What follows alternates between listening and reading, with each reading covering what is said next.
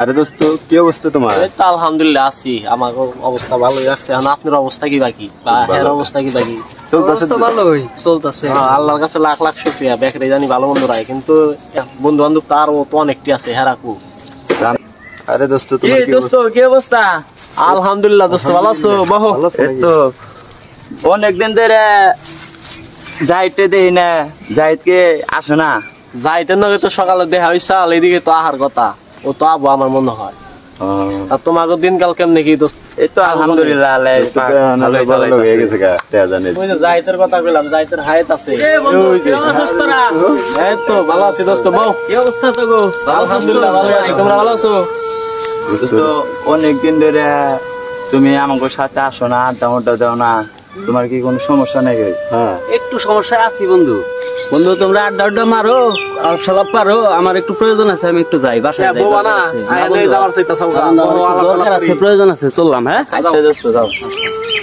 আরে দোস্ত সেদিনকে যাইতে দেখলাম মনটা খারাপ, আবার আজকে আইসে, আজকে দেখলাম তাও দেখি মনটা খারাপ। ঠিক আছে, আবার তাড়াহুড়া করে চইলাও গেল গা, বুঝলাম না দোস্ত ব্যাপারটা।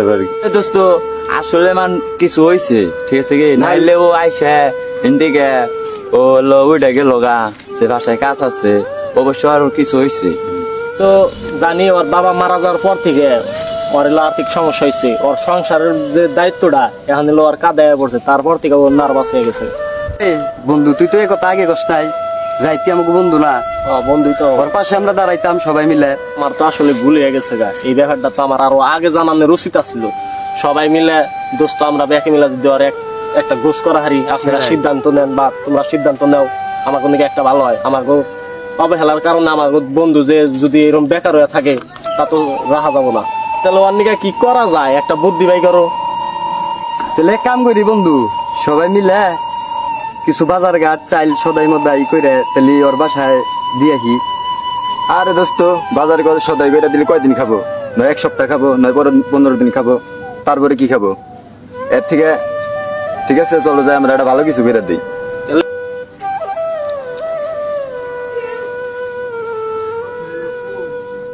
দোস্ত আমার মাথায় তো একটা চিন্তা আইছে, ঠিক আছে কি, যেমন এই যে সমাজে, আমাদের সমাজে কতটি ঘর হইতে পারে? আরে তাও 300-400 দোস্ত। দোস্ত 1000-20 টাকা হইলে পারে আমরা একটা ওরে চার দোকান করে দিতে পারবো। চার দোকান করে দিলে পারে ওর ফ্যামিলি নিয়েও ভালোভাবে চলতে পারবো। বাহ, তুমি তো দোস্ত সুন্দর আইডিয়া নিছাও। তাহলে চলো যাই, আমরা সমাজের যে ইমাম সাহেব আর যে সমাজের যে সভাপতি তার সাথে বসে আমরা একটু আলোচনা করে দেখি করা যায়। হ্যাঁ চলো।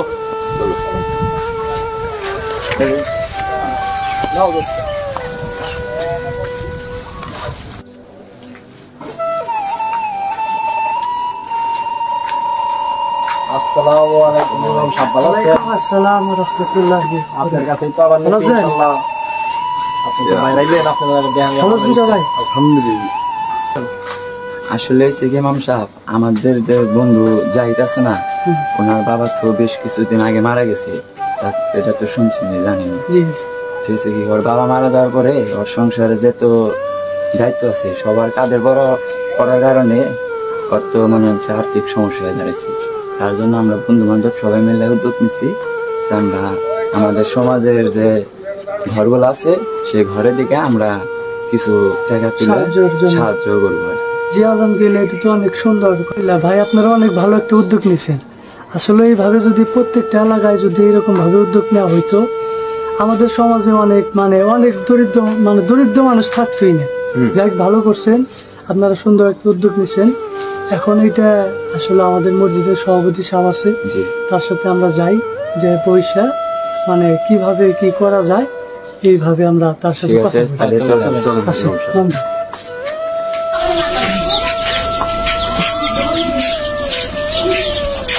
সভাপতি সাহেব বাসায় আছেন?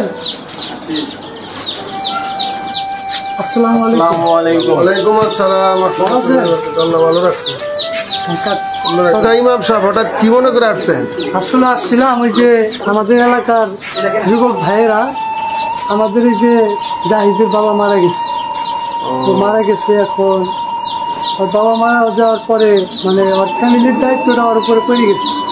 এখন যুবক ভাইয়েরা চিন্তা ভাবনা করছে আমরা আছি, আপনারা আছেন, এলাকাবাসী মিলে সবাই মিলে যদি আমরা একটু সাহায্য সহযোগিতা করি তাহলে হয়তো এই পরামর্শের জন্য আপনার কাছে আসি। আলহামদুলিল্লাহ, এটা তো ভালো উদ্যোগ।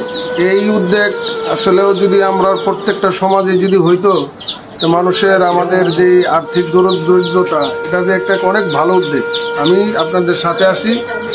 আমি চাই এলাকার প্রত্যেকটা সমাজে এই পরিবর্তনটা আসুক। জি আলহামদুলিল্লাহ। ঠিক আছে, ইনশাল্লাহ।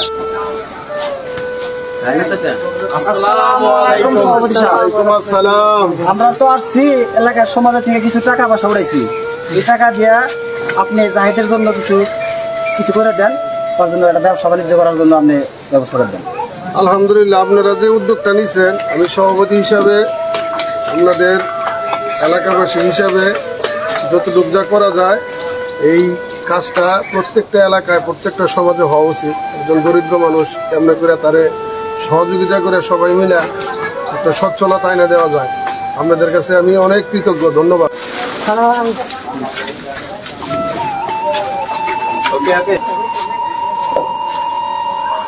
হ্যাঁ, জাহিদ সাহেব কি বাসায় আছো? কে এই আমার বাসায় আছ- এই যে একটু আসো। আসসালামু আলাইকুম। ওয়ালাইকুম আসসালাম। সভাপতি সাহেব, আপনারা সবাই মিলে আমার বাড়িতে হঠাৎ করে?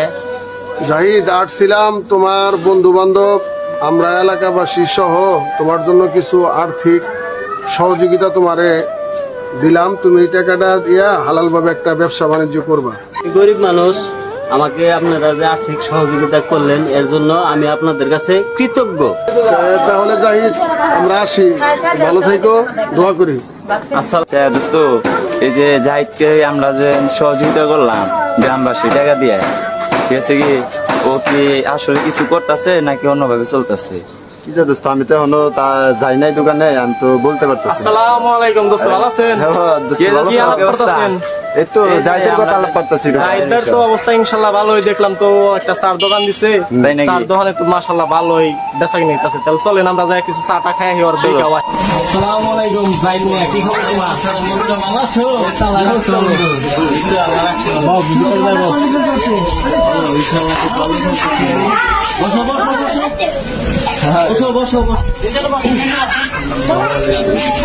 তোমাদের আর্থিক সহযোগিতার কারণে আজকে আমি খুব ভালো চলতেছি, আমি খুব ভালো আছি। বাট এরকম প্রত্যেকটা সমাজে যদি আসলে হয়, ঠিক আছে, তাহলে কোনো সমাজে আমার মতো বেকার লোক থাকবে না। সবাই কাজকর্ম করে ভালো চলবো, চোর বাটপার দুনিয়ায় খুব কম থাকবে।